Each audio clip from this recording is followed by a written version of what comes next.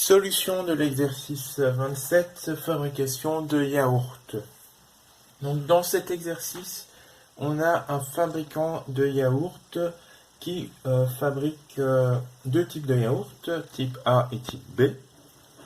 Type A et type B, à partir de fraises, de lait et de sucre. Donc chaque yaourt peut contenir des fraises, du lait et du sucre.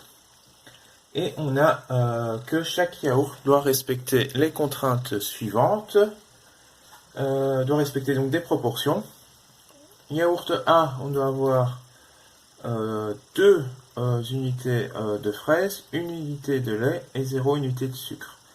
Yaourt B, 1 unité de fraises, 2 unités de lait et 1 unité de sucre. Donc ça c'est des proportions.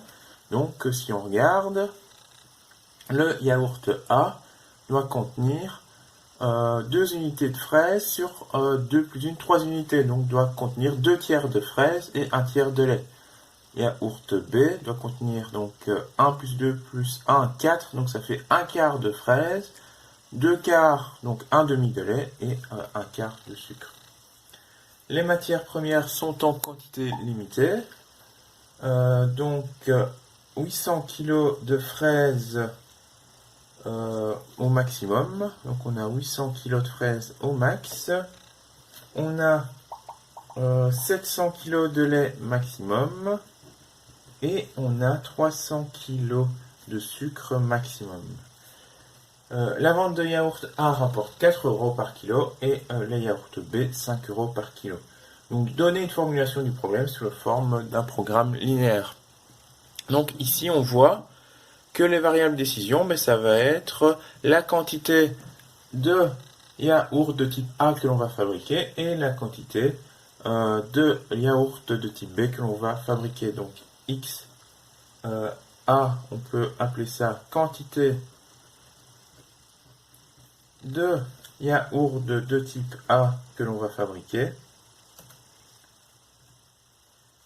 Quantité de yaourt de type A.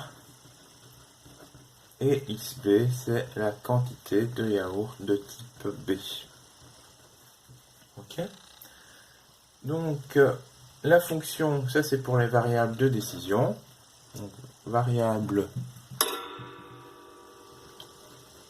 de décision. Fonction, maintenant la fonction objectif. Donc, ce qu'on l'on cherche à optimiser. Et bien, ici, on sait que la vente des yaourts de type A rapporte 4 € par kilo et la vente des yaourts de type B 5 €.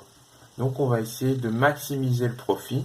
Donc ça donne une fonction à maximiser. Max Z égale 4 fois la quantité de yaourt de type A plus 5 fois la quantité de yaourt de type B. Ok. Et ensuite, on écrit les contraintes. Et au niveau des contraintes, on voit qu'on va avoir 3 contraintes principales, puisqu'on est limité par rapport à la quantité de fraises, à la quantité de lait et à la quantité de sucre. Donc, au niveau de la fraise, on sait qu'on doit en utiliser moins de 800 kg. Au niveau du lait, on sait qu'on doit en utiliser moins de 700 kg. Et au niveau du sucre, on doit en utiliser moins de 300 kg. Ensuite, il faut écrire la quantité de fraises que l'on va utiliser en fabriquant des yaourts de type A et des yaourts de type B. Bon, on a vu dans le tableau que un yaourt de type A contenait 2 tiers de fraises. Et donc, quand on fabrique 1 kg de yaourt de type A, on va donc utiliser 2 tiers de kilo dans ce yaourt de type A. Donc on fait 2 tiers fois XA, c'est la quantité de fraises qui est contenue dans les yaourts de type A. Type B, ici on a 1 divisé par 4, donc 1 quart de fraises dans les yaourts de type B. On continue ainsi. Au niveau du lait, pour le yaourt de type A, ça donne 1 tiers fois XA. Et pour les yaourts de type B, donc on a 2 unités sur 4, donc la moitié de la quantité d'un yaourt de type B contient du lait, donc ça fait plus 1,5 fois XB. Et enfin, pour le sucre, on voit que le yaourt de type A ne contient pas de sucre, par contre le type B contient 1/4, donc ça fait 1/4 fois XB inférieur ou égal à 300. Donc ça c'est nos 3 contraintes principales, et on n'oublie pas d'ajouter que XA et XB sont des variables positives. Donc ici on a un programme linéaire avec 2 variables, XA, XB, 3 contraintes principales et 2 contraintes de positivité qui nous imposent que XA et XB sont positifs. Donc voilà pour cet exercice 27.